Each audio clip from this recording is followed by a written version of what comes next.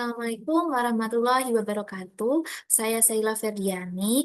Di sini saya akan mempresentasikan sebagai pemenuhan ujian akhir semester akuntansi manajemen, yaitu presentasi terkait tugas semester. Jadi di tugas semester akuntansi manajemen yang kemarin ada dua. Yang pertama mengerjakan soal mengenai Plata Company dan yang kedua membuat makalah. Jadi yang pertama saya akan membahas mengenai soal yang pertama. Plata Company memproduksi dua macam produk tas kerja, yaitu tas kerja premium dengan brand Malatin Elegan dan tas kerja kualitas standar brand Malatin Vina. Berdasarkan data perusahaan, produksi dua produk tersebut membutuhkan dua jenis aktivitas overhead, yaitu setting peralatan dan pemrosesan mesin. Berikut adalah data ekspektasi produksi Elegan dan Vina. Langsung saja untuk menjawab pertanyaan pertama. Alokasikanlah cost overhead pada produk dengan rate berdasarkan direct labor cost. Hitung total cost per unit. Sebelum menghitung total cost per unit, kita harus mencari overhead, direct labor, overhead rate, dan overhead allocation. Yang pertama, untuk mencari overhead, kita harus menjumlahkan setting peralatan dan pemrosesan mesin, yaitu 3.000 ditambah 18.000 sama dengan 21.000. Lalu selanjutnya menghitung direct labor, elegan, dan Vina. Total direct labor yaitu 12.000. Lalu kita menghitung overhead rate. Overhead rate didapat dari total overhead dibagi total direct labor. Jadi total overhead tadi 21.000 dibagi total direct labor 12.000 sama dengan 1,75. Lalu selanjutnya menghitung overhead allocation elegan dan Vina. Overhead allocation didapatkan dari direct labor dikali overhead rate. Jadi direct labor elegan tadi 9.000 dikali 1,75 overhead rate-nya sama dengan 15.750. Untuk overhead Vina sama rumusnya, sehingga overhead Vina sebesar 5.250. Lalu selanjutnya untuk menghitung total cost per unit, rumusnya adalah overhead allocation ditambah direct labor ditambah direct material dibagi unit. Overhead allocation elegan tadi 15.750. Lalu direct labor elegan adalah 9.000. Lalu direct material elegan adalah 3.000 dan ini direct material elegan 3.000 dan unit elegan 3.000. Sehingga cost per unit elegan adalah 9,25. Begitupun sama untuk rumus mencari cost per unitnya Vina, yaitu 3,75.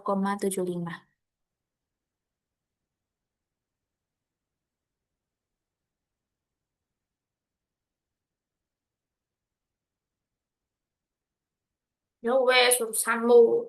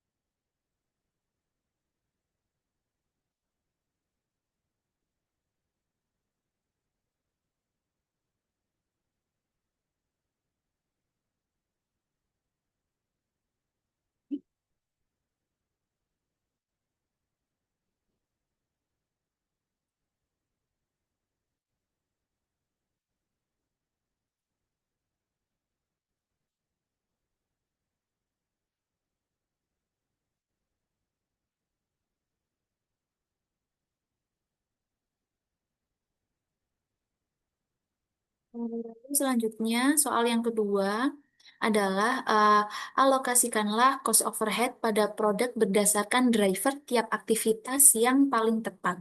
Hitung total cost per unit. Jadi yang pertama kita mencari setting peralatan per setup hours. Didapatkan dari setting peralatan dibagi setup hours elegan ditambah setup hours fina, yaitu 3.000 ditambah 100 dan ditambah 100 sama dengan 15. Lalu pemrosesan dengan mesin per mesin hours. Rumusnya adalah pemrosesan dengan mesin ditambah mesin hours elegan ditambah mesin hours fina, yaitu pemrosesan dengan mesin 18.000 dibagi 500 ditambah 4.500 sama dengan 3,6. Lalu selanjutnya mencari overhead allocation elegan. Setting peralatan didapatkan dari setup hours dikali setting peralatan per setup hours. 100 dikali 15 sama dengan 1.500. Lalu yang kedua, pemrosesan dengan mesin. Didapatkan dari mesin hours dikali pemrosesan dengan mesin per mesin hours. Sama dengan 500 dikali 3,6 sama dengan 1.800. Sehingga total overhead allocation elegan adalah 3.300. Begitupun untuk total overhead allocation fina. Rumusnya dan langkah-langkahnya sama dengan menghitung total overhead allocation elegan tadi. Sehingga total overhead allocation FINA didapatkan sebesar 17.700. Setelah itu kita dapat menghitung total cost per unit. Cost per unit elegan didapatkan dari overhead allocation ditambah direct labor ditambah direct material per unit. Overhead allocation elegan tadi 3.300, 3.300 ditambah direct labor-nya elegan adalah 9.000 ditambah direct material elegan adalah 3.000 per unitnya elegan tadi 3.000. Sehingga didapatkan cost per unit elegan adalah 5,1.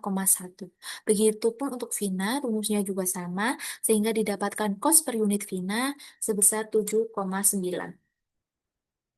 Lalu soal yang kedua pada tugas semester akuntansi manajemen adalah membuat makalah. Saya di sini membuat makalah yang berjudul Peran Krusial Akuntansi Manajemen dalam Optimalisasi Kinerja Perusahaan Multinasional atau MNC. Yang pertama kita membahas mengenai latar belakang. Jadi perusahaan multinasional ini telah berkembang pesat berkat penurunan hambatan perdagangan dan perluasan rantai pasokan global.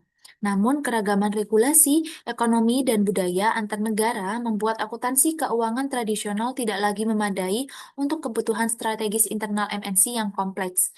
Maka disinilah akuntansi manajemen berperan krusial. Fokusnya pada penyediaan informasi internal yang disesuaikan untuk pengambilan keputusan, pengendalian, dan evaluasi kinerja sangat vital bagi MNC. Skala besar dan jangkauan global MNC menghasilkan volume data yang besar, sehingga menuntut sistem akuntansi manajemen yang sangat canggih dan terintegrasi. Tanpa akuntansi manajemen yang kuat, MNC akan kesulitan mengintegrasikan operasi global, membuat keputusan yang terinformasi, dan mencapai tujuan strategisnya. Maka, pemahaman dan penerapan akuntansi manajemen yang efektif merupakan kunci keberhasilan bagi setiap perusahaan multinasional dalam menghadapi pasar global yang kompetitif. Selanjutnya, dalam makalah ini ada dua rumusan masalah. Yang pertama, bagaimana peran akuntansi manajemen dalam perusahaan multinasional, dan apa saja tantangan akuntansi manajemen dalam perusahaan multinasional. Dan tujuan pembahasan dalam makalah ini ada dua. Yang pertama, untuk mengetahui peran akuntansi manajemen dalam perusahaan multinasional dan untuk mengidentifikasi tantangan akuntansi manajemen dalam perusahaan multinasional. Lalu yang kedua, lalu pada bab 2, di sini dijelaskan mengenai pengertian akuntansi manajemen. Jadi, akuntansi manajemen adalah disiplin ilmu yang berfokus pada penyediaan informasi keuangan dan operasional untuk penggunaan internal dalam suatu organisasi. Tujuan utama dari akuntansi manajemen adalah penyajian data penting, penyederhanaan, perencanaan bisnis, alat pengambilan keputusan, motivasi organisasi, dan pengendalian kinerja organisasi. Lalu, pengertian dari perusahaan multinasional adalah entitas bisnis berskala besar yang beroperasi di banyak negara, memanfaatkan jangkauan operasionalnya yang sangat luas untuk mempengaruhi kondisi ekonomi suatu negara. Lalu, karakteristik utama perusahaan multinasional sendiri, yang pertama menggunakan teknologi canggih. Jadi, perusahaan multinasional ini sangat bergantung pada teknologi dalam proses produksi maupun komunikasi, sehingga dapat memungkinkan untuk dilakukan operasional serentak di berbagai zona waktu. Lalu, yang kedua, memiliki cabang di banyak negara. Contoh perusahaan multinasional yang ada adalah McD, Nike, dan Google yang memiliki ribuan cabang di seluruh dunia. Lalu karakteristik yang ketiga adalah memiliki visi dan misi global. Perusahaan multinasional menerapkan sistem manajemen dan distribusi canggih secara global dengan tujuan yang konsisten di setiap negara. Lalu karakteristik yang terakhir adalah memiliki laba yang besar. Perusahaan multinasional pada umumnya mencatat volume penjualan dan laba global yang signifikan sehingga mendukung ekspansi di masa depan. Lalu pada bab 3 atau pembahasan, di sini pembahasan yang pertama adalah peran akuntansi manajemen dalam perusahaan multinasional. Yang pertama, peran akuntansi manajemen dalam perusahaan multinasional adalah pengambilan keputusan strategis multinasional. Yang pertama, pengumpulan dan analisis data. Di sini melibatkan penanganan data dari berbagai mata uang, standar akuntansi yang berbeda, dan sistem pelaporan yang beragam di seluruh cabang global. Yang kedua adalah pengembangan alternatif. Di sini mengidentifikasi peluang pasar di berbagai negara, strategi masuk pasar, atau diverifikasi produk global yang mempertimbangkan kondisi lokal. Lalu yang ketiga ada evaluasi alternatif. Menganalisis biaya manfaat lintas batas, mempertimbangkan perbedaan biaya tenaga kerja, bahan baku, pajak, dan risiko nilai di berbagai negara. Lalu yang selanjutnya mengukur kinerja. Membutuhkan membutuhkan metrik kinerja yang adaptif dan adil mengingat perbedaan lingkungan, ekonomi, politik, dan budaya antar negara yang mempengaruhi kinerja. Yang kelima, menganalisis dan menilai alternatif. Memungkinkan pemahaman dampak strategis dari keputusan di satu wilayah terhadap operasi global secara keseluruhan, termasuk potensi konflik dengan tujuan lokal. Dan yang terakhir adalah membuat keputusan berdasarkan data. Menuntut sistem informasi terintegrasi yang dapat menyajikan data konsisten dan komparabel dari seluruh operasi global meskipun ada perbedaan sistem lokal. Lalu selanjutnya, eh, pem- dalam perusahaan multinasional, keputusan strategis seperti ekspansi ke pasar berkembang, optimasi rantai pasok global, dan lokalisasi produk bersifat kompleks dan multi-aspek melibatkan regulasi, ekonomi, serta budaya yang beragam. Sehingga akuntansi manajemen harus mengelola informasi yang kompleks dari seluruh jaringan global MNC. Perannya sangat penting untuk memberikan perspektif yang komprehensif dan terintegrasi yang pada akhirnya memandu pilihan strategis global serta memastikan konsistensi dan keselarasan di seluruh perusahaan. Lalu peran akuntansi manajemen dalam perusahaan multinasional yang kedua adalah pengukuran kinerja unit bisnis lintas batas. Dalam perusahaan multinasional, pengukuran kinerja membutuhkan kerangka yang adaptif dan multidimensi. Hal ini penting karena adanya faktor di luar kendali manajer seperti fluktuasi mata uang dan pajak yang memerlukan pemisahan evaluasi manajer dari evaluasi divisi. Selain itu, perbandingan kinerja langsung antar anak perusahaan menjadi sulit akibat pengaruh beragam faktor lingkungan seperti ekonomi, politik, hukum, dan budaya di berbagai negara. Oleh karena itu, akuntansi manajemen di perusahaan multinasional ini tidak bisa hanya mengandalkan rasio keuangan sederhana. Ia harus menggabungkan matriks keuangan dan non-keuangan untuk memberikan gambaran kinerja yang adil dan akurat, mencegah optimalisasi keuntungan lokal jangka pendek yang merugikan tujuan global jangka panjang, serta memastikan evaluasi yang relevan dengan konteks unit operasi. Perusahaan multinasional juga menghadapi tantangan koordinasi yang lebih besar karena sumber daya yang tersebar di berbagai negara diperparah oleh pembatasan pemerintah, misalnya terkait impor perangkat keras atau komunikasi data lintas batas. Untuk mengatasi ini, strategi pengendalian biaya lintas batas meliputi penggunaan sumber daya bersama, operasi fleksibel, rasionalisasi operasi, dan pengurangan risiko. Perencanaan pajak juga merupakan aspek penting untuk meminimalkan pajak penghasilan secara legal. Lalu pembahasan yang kedua dalam bab 3 adalah tantangan akuntansi manajemen dalam perusahaan multinasional. Yang pertama adalah perubahan regulasi dan standar akuntansi internasional. Akuntan manajemen harus terus mengikuti perubahan regulasi dan standar akuntansi global, serta perbedaan sistem pelaporan antar negara. Hal ini membutuhkan pelatihan berkelanjutan dan sistem pengendalian internal yang kuat untuk memastikan kepatuhan, menghindari sanksi, dan menjaga reputasi perusahaan. Akuntan manajemen harus berinvestasi dalam pelatihan berkelanjutan, itu sangat penting sekali. Lalu yang kedua, ketidakpastian pasar dan ekonomi global.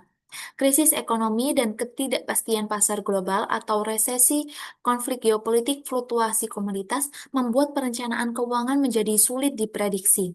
Akuntansi manajemen dituntut memiliki kemampuan prediktif dan adaptif yang canggih, termasuk analisis big data dan model perencanaan lanjutan, untuk memproyeksikan dampak dan memungkinkan pengambilan keputusan yang tepat waktu dalam lanskap ekonomi yang tidak stabil.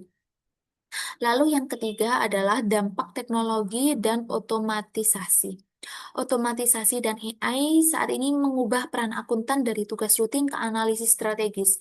Akuntansi manajemen harus mengadopsi, mengintegrasikan, dan mengamankan teknologi canggih ini di seluruh sistem global. Keamanan data menjadi sangat kritis karena informasi sensitif mengalir lintas batas dengan beragam undang-undang privasi dan ancaman cyber. Lalu yang keempat adalah isu etika dan transparansi keuangan. Uh, Akuntan manajemen di MNC sering menghadapi dilema etika seperti tekanan memanipulasi data atau isu penghindaran pajak melalui transfer pricing. Mereka harus menyeimbangkan kepatuhan hukum dengan tanggung jawab etika yang kuat. Pelaporan keuangan yang transparan melalui sistem akuntansi manajemen krusial untuk menjaga kepercayaan pemangku kepentingan dan legitimasi perusahaan di mata global. Di sini harus memastikan pelaporan keuangan yang transparan bukan hanya persyaratan regulasi, tetapi mekanisme kritis untuk menjaga kepercayaan pemangku kepentingan. Lalu selanjutnya pada bab 4, kesimpulan yang pertama, akuntansi manajemen bukan sekedar fungsi transaksional, melainkan alat strategis yang tak tergantikan bagi perusahaan multinasional.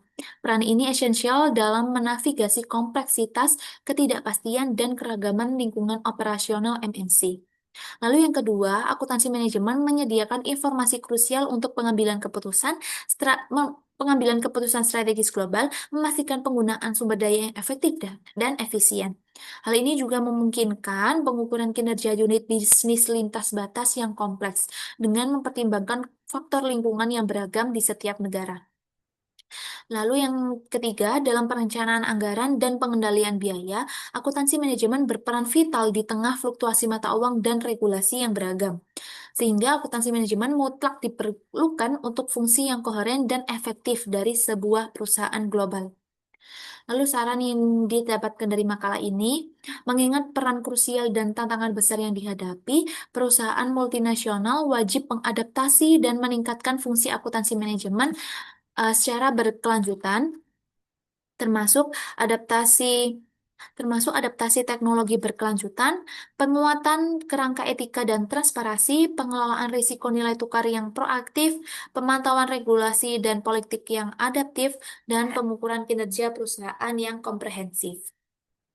Baik, sekian presentasi dari saya. Untuk link YouTube-nya akan saya cantumkan dalam PPT yang saya kumpulkan di Adlink. Terima kasih. Wassalamualaikum warahmatullahi wabarakatuh.